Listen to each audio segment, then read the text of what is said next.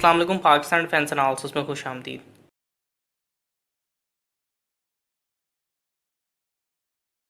पिछले चंद दिनों से इस चीज़ की बहुत ज़्यादा एक्सपेक्टेशंस थी कि 9 अप्रैल को कोरिया और इंडोनेशिया के तैयार करदा पहला कार KF-X का प्रोटोटाइप लॉन्च किया जाएगा। और आज 9 अप्रैल को कोरियन प्रेसिडेंट मून जे-इन की सरबराही में ऑफिशियली कार KF-X, जिसे अब KF-21 बोरोमे के नाम से जाना जाएगा। साउथ कोरियन लव्स बोरोमे, जिसका मतलब यंग फैल्कन है या ईगल भी कहते हैं, जो भी इसका मतलब है, लेकिन ये साउथ कोरिया को शायद चौथी सबसे बड़ी एविएशन इंडस्ट्री के तौर पे किसी हद तक सीमेंट करता है। इस चीज़ को उनके प्रेसिडेंट की जानिब से भी कहा गया है कि खुद साख्ता दिफा का वक्त अब शुरू हो गया है और उसी के तहत अगले तकरीबन 7 सालों में यानी 2028 तक साउथ कोरिया को 40 KF-21 डिलीवर किए जाएंगे और उनकी तादाद 2032 तक 120 यूनिट तक जा पहुंचेगी। KF-21 को अभी भी एक 4.5 प्लस जनरेशन फाइटर जेट में शुमार किया जाएगा इसकी इंटरनल वेपन्स बे की गैर मौजूदगी की वजह से, लेकिन ये एक pure multi role air to air, air to ground और एयर लॉन्च क्रूज मिसाइल जैसे मिसाइल्स को कैरी और लॉन्च करने की सलाहियत रखेगा। इसका एक सिंगल सीटर और एक डुअल सीटर वेरिएंट होगा। रिलीज की गई इन्फॉर्मेशन के मुताबिक इसकी स्पीड जो है मैक 1.83 तक की होगी, 2900 किलोमीटर की रेंज होगी, 7700 किलोग्राम का इसका पेलोड कैरी करने की सलाहियत होगी और 25,280 किलोग्राम का मैक्सिमम टेक ऑफ वेट ये कैरी कर सकेगा।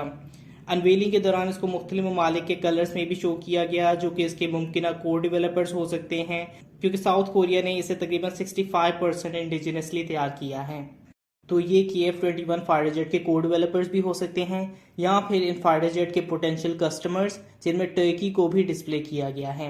और एक टाइम पे इवन टर्की इस फाइटर जेट को कोर डेवलप भी कर सकता था, लेकिन अब शायद उन्हें ज़्यादा अरसे का इंतजार करना पड़ेगा। बहरहाल फ्रॉम द विजुअल्स ये यकीनन F-35 की बेस पे बनाया गया है। अभी टोटल 6 प्रोटोटाइप इसके तैयार किए जाने वाले हैं। 3 के करीब प्रोटोटाइप्स तकरीबन तैयार हो चुके हैं। 2022 में इसकी पहली फ्लाइट कंडक्ट की जाएगी, जबकि 2025 तक इस सर्विस में दाखिल हो जाएगा। एक चीज़ जो कि जहन में रखने वाली है वो ये कि ऑल्दो ये F-35 की तर्ज पे बनाया जाएगा और उसका कंपैरिजन भी हमेशा F-35 से किया जाएगा और इसमें इंटरनल वेपन्स बे का फैक्टर भी हमेशा शामिल होगा, लेकिन इंटरनल वेपन्स बे होने या ना होने के कुछ फ़ायदे भी हैं और कुछ नुकसान भी हैं।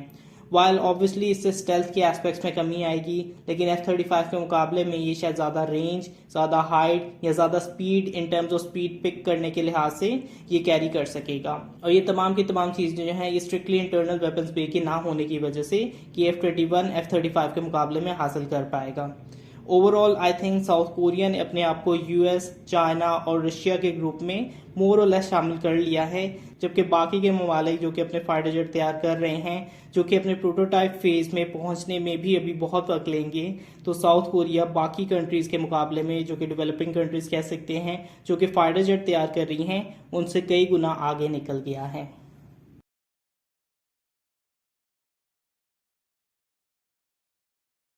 PIA ने फाइनली IOSA और IATA का टेस्ट मुकम्मल कर लिया है, जिसके बाद फाइनली अब PIA अपने USA की फ़्लाइट्स और UK की फ़्लाइट्स को दोबारा शुरू कर सकेगा। IATA के स्टैंडर्ड्स यानी इंटरनेशनल एयर ट्रांसपोर्ट एसोसिएशन और इंटरनेशनल ऑपरेशनल सेफ्टी ऑडिट के स्टैंडर्ड्स मुकम्मल किए गए हैं। मे बी इनमें जो है PIA का रिसेंट कदम, जिसमें उन्होंने अपने ATR 42 और ATR 72-500 को रिटायर करने का ऐलान किया है, ये भी इसी की वजह हो सकती है। ये क्लियरेंस तो उनको मिल गई है, लेकिन EASA यानी यूरोपियन एविएशन सेफ्टी एजेंसी की क्लियरेंस भी इसमें बहुत अहम है। IATA और IOSA एक तरह की UN की काउंसिल्स की तरह अपना ऑर्डर दे सकती हैं, लेकिन उन पर अमल दरामद करना जो है वो EASA की डोमेन में ही होगा। लेकिन इस फैसले से ज़रूर EASA भी जो है अपने फैसले को रिव्यू करेगी। आज से चंद अर्से पहले कराची के अंदर एक फ़्लाइट क्रैश होने के बाद EASA ने PIA की फ़्लाइट सस्पेंड कर दी थी और उस हादसे के अंदर 97 अफराद जो है अपनी जान गंवा बैठे थे। सो ऑल्दो अभी प्रॉपरली तो ये फ़्लाइट्स रिज्यूम नहीं हुई हैं, लेकिन ये इस बात की जानिब इशारा है कि जल्द ही EASA की क्लियरेंस भी PIA को मिल सकती है और जल्द ही US और UK में PIA की फ़्लाइट्स रिज्यूम हो सकती हैं। इसके साथ साथ ही टूरिज्म प्रमोशन के लिए PIA की जानिब से लाहौर से स्कर्दू की फ़्लाइट शुरू की गई हैं और इस सिलसिले की पहली फ़्लाइट आज से चंद दिन पहले ही पूरी की गई थी। ट्वाइस इन अ वीक इस फ़्लाइट को कंडक्ट किया जाएगा और जैसे मैंने पहले बताया कि इसका मेन रीज़न या मेन पर्पस टूरिज्म की प्रमोशन है। सो दो अच्छी खबरें PIA की तरफ से सुनने को मिल रही हैं।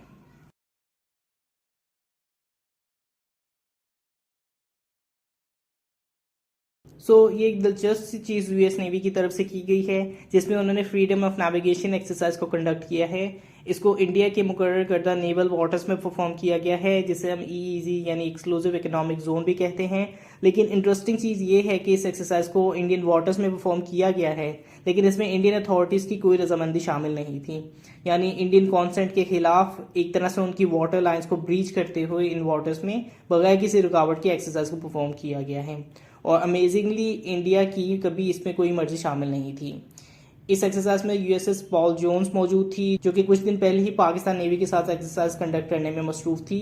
Even if I remember correctly, ये यूएसएस पॉल जोन्स जो है अमन 21 एक्सरसाइज में भी मौजूद थी। तो ये एक बहुत ही अमेजिंग सी न्यूज़ जो है रिसेंटली वाक़ई हुई है।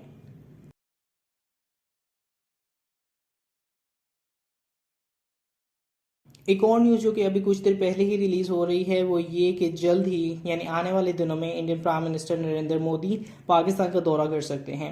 ये एक बहुत ही इंटरेस्टिंग और थोड़ी सी हैरानकुन सी न्यूज़ है, क्योंकि पाकिस्तान इंडिया के ताल्लुकात कोई इतने बेहतर तो नहीं है कि इस तरह का विजिट एक्सपेक्ट किया जाए।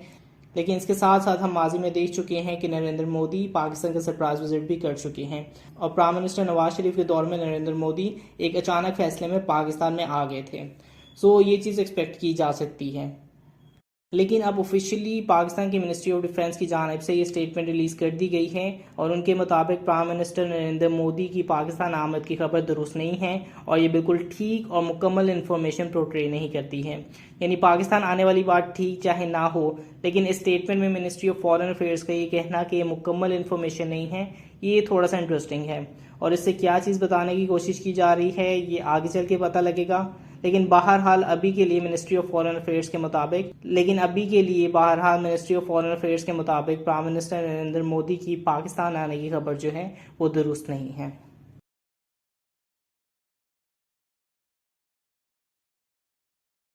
और लास्टली एक दिलचस्प स्पेकुलेशन जो है वो सर्कुलेट कर रही है, जो कि बहुत इंटरेस्टिंग हो सकती है। जैसे हम सब जानते हैं कि रिसेंटली चाइना और ईरान ने एक तारीखी $400 बिलियन की डील साइन की है, जिसमें इकोनॉमी, ट्रेड, डिफेंस सब की सब चीज़ें शामिल हैं। लेकिन इन तमाम चीज़ों के दरमियान में इस चीज़ की खबर भी फ्लोट कर रही है कि ईरान चाइना से आने वाले दिनों में कैक का बनाया हुआ J-10C फाइटर जेट खरीद सकता है। ईरान एयरफोर्स जो है कोई बहुत नोटेबल फाइटर जेट्स इस वक्त कैरी नहीं कर रही। लेगेसी F-14 टॉमकैट्स उनके पास मौजूद हैं, और मिगोयान के MiG-29 फाइटर जेट उनके पास मौजूद हैं। तो किसी किस्म के सुपीरियर फाइटर जेट की उनको अशद ज़रूरत है।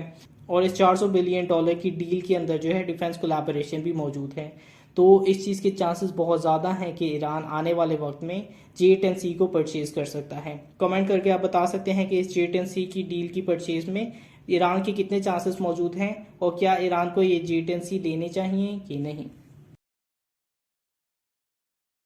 लाइक सब्सक्राइब, और अगर आपकी कोई फीडबैक है तो उसे कमेंट बॉक्स में डालिए। तब तक के लिए पीस आउट। पाकिस्तान जिंदाबाद।